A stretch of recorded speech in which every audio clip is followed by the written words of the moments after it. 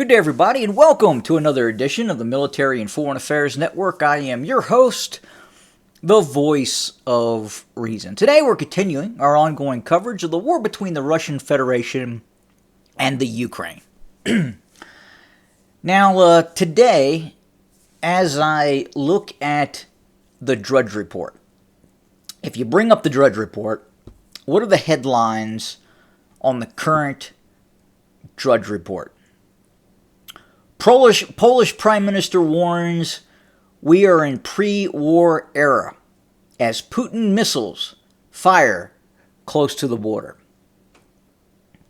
Hundreds of millions would die in first hour of nuke strike. NATO must be ready for Russia to invade our countries, Baltic ambassadors say.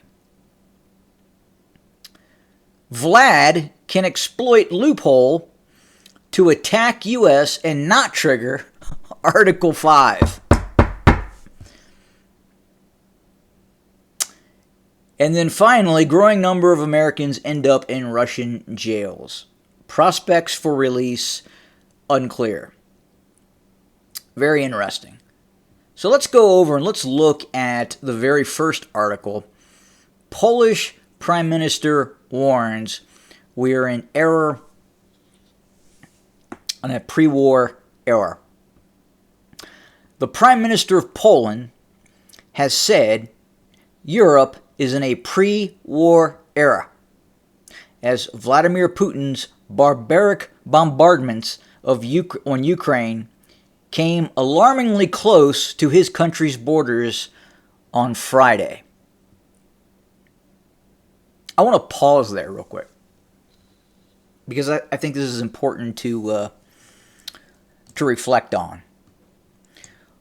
Where are most of the Ukrainian weapon systems that are coming into the western part of Ukraine? Where are those weapon systems coming in from? Where are a lot of these weapon systems being repaired? Now, does that not make you a party to the conflict? Think about it. Russia deployed some 99 missiles and kamikaze drones on power plants in central regions in Ukraine, deliberately targeting civilian infrastructure. People were left without electricity in the latest barrage on the country's already damaged power infrastructure. Power stations were hit in Lviv region and Ivano-Frankivsk region, both in the direction of NATO and EU state Poland. Polish Prime Minister Donald Tusk said in an interview with newspaper network Lena, "We have not had a situation like this since 1945. So again, where are we at? Where are we heading? Well, I would agree that it does look like the or a pre-war era.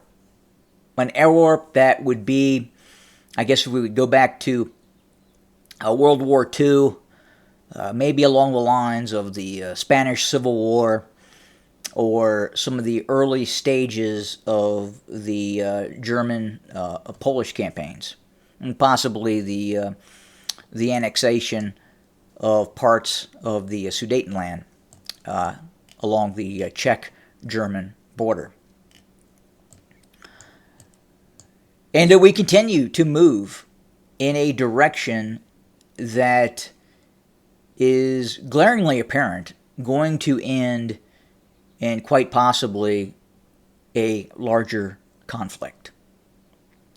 Now, it's interesting to see what is happening in eastern Ukraine. The Ukrainian government is now cutting power to much of eastern Ukraine. At the same time, we are hearing reports that the Ukrainian military is preparing for a possible mass retreat in the east. The possibility of a capitulation in the east against Russian forces, specifically the large city of Kharkov, areas such as Kramatorsk and Sloviansk. Now, we know that both Kramatorsk and Sloviansk have been heavily fortified. Now, it's difficult to say how far the Ukrainians will retreat in the coming weeks and days and months. Difficult to say. But it does appear, because of the lack of infusion of Western capital and weapon systems, that the likelihood the Ukrainians will suffer a period of dramatic defeats in the east is becoming more and more likely.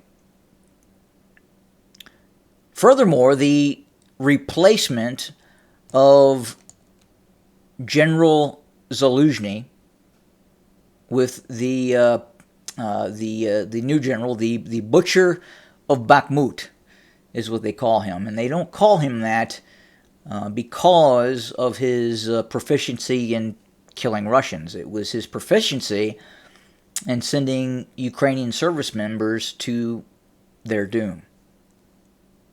But this new general is not very popular.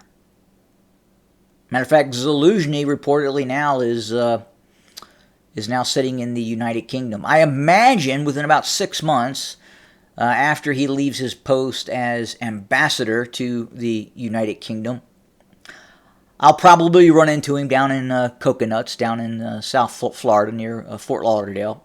He'll be hanging out at the bar. I imagine I'll be able to have a pretty good conversation with him.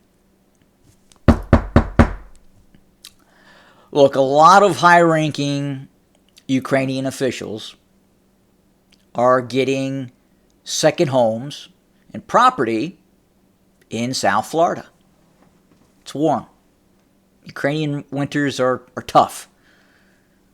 Those Ukrainian politicians are going to want to go someplace warm when they can't reside in the Ukraine anymore. Things are getting tenuous. The Zelensky regime is continuing to fire and shuffle around key persons within the government, moving them in, moving them out. The loyalty test is something that Zelensky is looking at very, very closely. And then at what point does Zelensky take the trip to South Florida? I don't know. We'll see. We'll see what happens.